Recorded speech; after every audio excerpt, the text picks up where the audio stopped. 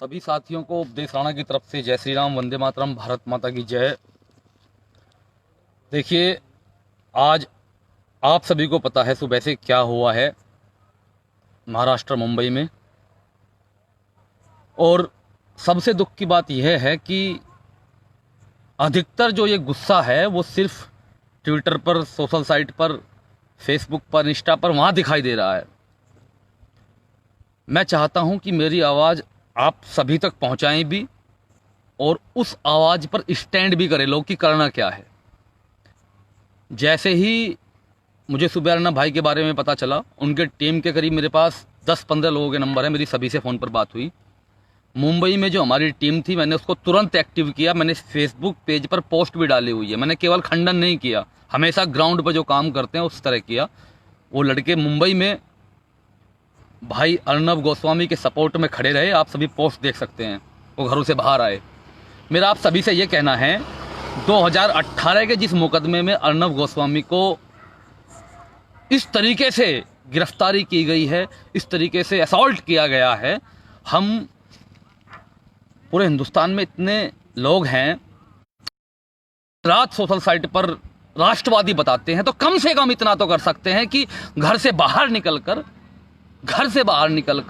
एक ज्ञापन दे दें अपने अपने ज़िलों में, अपने अपने तहसील में, अपने अपने सिटी में, और ये कह दें कि हम सपोर्ट कर रहे हैं। वरना ट्विटर से, फेसबुक से या सोशल साइट से न्याय मिल जाता तो मैं भी यही बोलता रहूं कि यहीं से मिल जाएगा, यहीं से छोड़ देंगे। एक समर्थन दिखाना होता है, एक समर्थन बताना होता है कम से कम उस व्यक्ति के लिए। और एक बात मैं और कहना चाहूँगा, हाँ, हो सकता है कुछ लोग अर्नब गोस्वामी भाई के उस जो कार्य करने का तरीका है, जो उनका न्यूज एंकरिंग का तरीका है, उससे खुश ना हो, उससे सहमत ना हो। लेकिन जिस तरीके से आज कार्रवाई मुंबई में की गई है, उससे भी आप सहमत नहीं हो सकते। और मैं सभी चैनल को यह कहना चाहूँगा, देखिए, जिस तरीके से आज लोकतंत्र के चौथे स्तंभ की आवाज़ दबाई गई है, ये किसी के भी साथ हो सकता है। और मैं बड़े बड़े लोगों के ट्वीट देख रहा हूँ, बड़े बड़े लोगों की प्रतिक्रियाएं देख रहा हूँ। मैं सिर्फ इतना कहना चाहूँगा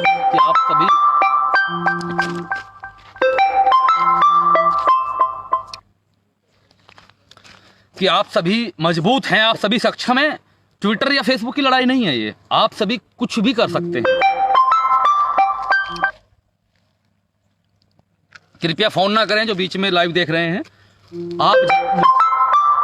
आप जो भी जहां से भी जुड़े हुए हैं, मेरा बस आपसे ये कहना है, आप घरों से बाहर निकलें, इतना ही कर सकते हैं। और ये लीगल है, ये लोकतांत्रिक है, कोई अलोकतांत्रिक चीज नहीं है। आप किसी का सपोर्ट दिखाना चाहते हैं, आप किसी के साथ खड़े हैं, अगर रियल में खड़े हैं, तो मैं आपसे सिर्फ ये कहना चाहता हूं कि आप सभी गाइडलाइन का पालन करते हुए, अगर आपको कोई गाइडलाइन भी लग रही है कि कोरोना की गाइडलाइन हमारे यहाँ ये है, हमारे वहाँ वो है, तो पूरे देश में सब कुछ हो रहा है, चुनाव भी हो रहे हैं, बड़ी बड़ी सभाएं भी हो रही हैं, तो आप उन गाइडलाइन का पालन करते हुए भी घरों से बाहर निकल सकते हैं। कम से कम अपने डीएम को, एसडीएम को एक ज्ञापन तो दे सकते हैं। इसमें तो कोई आप पर मुकदमा दर्ज नहीं कर रहा, वरना ऐसे ही होता रहेगा, ऐसे ही होता रहेगा।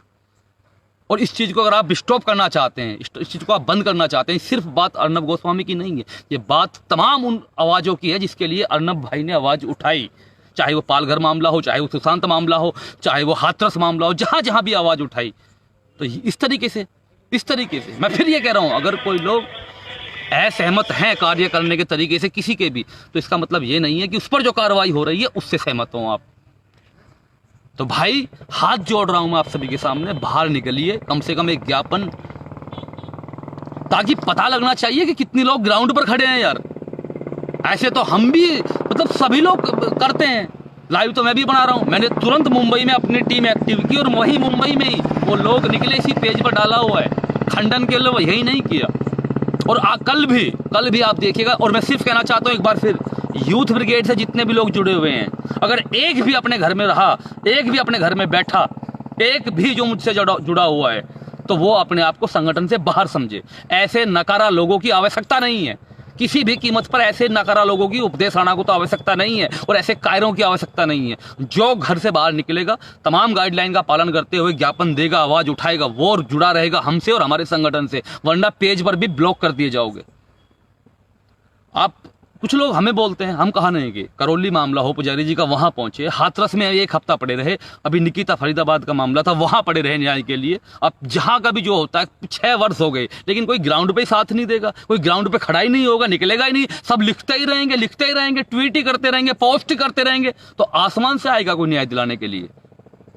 कोई आवाज बुलंद करने के लिए दूसरे देश से आएंगे क्या? इस देश में अगर कोई समस्या है, मैं बिल्कुल साफ तौर पर ये कहना चाहता हूं, जो मुझसे जुड़े हैं और मुझसे प्रेम करते हैं, जो सनातन धर्म के लिए काम करते हैं, वो घरों से बाहर निकलकर गाइडलाइन मानते हुए 2, 4, 5 जितने लोग आप जाना चाहते हैं, कम से कम लोकल स्तर पर जाएं और हिंदुस्तान से एक ऐसी आवाज जाए कि भाई एक पत्रकार के साथ गलत हुआ है, ये तरीका नहीं था। कुछ ऐसी फुटेज वायरल हो रही है जिनको देखा भी नहीं जा रहा, मुझे पता नहीं वो सही है झूठ है, लेकिन कुछ ऐसी फुटेज वायरल हो रही है जिनको आप देख भी नहीं सकते हैं। क्या ये तरीका है?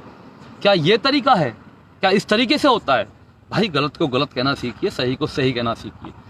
अगर अर्नब से कोई उस पर केस बनता है, अर्नब गोस्वामी भाई पर, तो उसका एक तरीका है, बिना सम्मान के उठाया। पुलिस कह रही है कि सम्मान देने की कोई आवश्यकता नहीं, लेकिन उठाने का एक तरीका होता है, लीगल टीम भी होती है एक इंसान की, और कोई चोर डकैत डाकू तो है नहीं कोई इस तरीके से आप कर लेंगे कुछ भी। और पूरा देश इसका खंडन कर रहा है, चाहे कोई मंत्री हों, चाहे कोई भी राजनीतिज्ञ हों। तो मैं चाहता हूं कि वो लोग बात करें सरकार में और ये कहें कि ये हुआ क्या है, ताकि ऐसा ना हो। आज तक पालघर में साधुओं का जो मामला था, देखिए क्या हुआ उस केस में, एक नहीं है।